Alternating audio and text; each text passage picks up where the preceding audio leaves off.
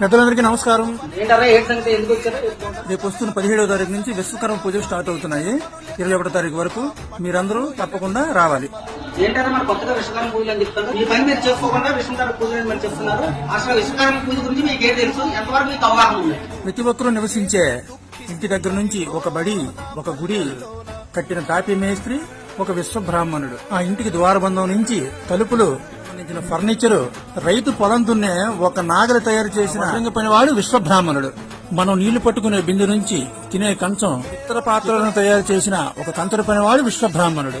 ఒక రైతు పట్టుకునే కొడవల నుంచి గొడ్డలి, కత్తి తయారు చేసిన ఒక కమరి విశ్వ బ్రాహ్మణుడు. ఒక పెళ్లికి కావలసిన తాలిబొట్టు, కాళ్లకు మెట్లు, బంగార ఆభరణం తయారు చేసిన స్వర్ణకారుడు ఒక విశ్వ బ్రాహ్మణుడు. సృష్టిలో ఉన్న పంచభూతాలతో సమానంగా పంచవృత్తులను నియమించిన సృష్టికర్త విశ్వకర్మ విశ్వ బ్రాహ్మణుడు. మీలాంటి పెద్దలకే తెలియకపోతే ఇప్పుడు సమాజంలో ఉన్న వాళ్ళకి ఎలా తెలుస్తుంది?